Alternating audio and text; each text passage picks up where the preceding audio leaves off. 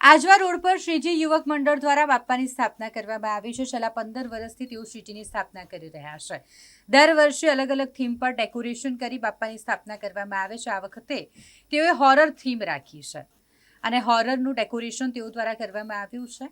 આરતીનું આયોજન તેઓ દ્વારા કરાયું હોય, જેમાં સ્પાર્ક ટુડે ન્યૂઝના એન્કર બિરેન સોલંકી અને સાથે તાલુકા પંચાયત પ્રમુખ અંકિતા પરમાર ખાસ આરતી અને દર્શનનો લાભ લીધો હતો. સંપૂર્ણ જે આયોજન છે તે સાગરભાઈ અને નિશુ દ્વારા કરવામાં આવ્યું છે.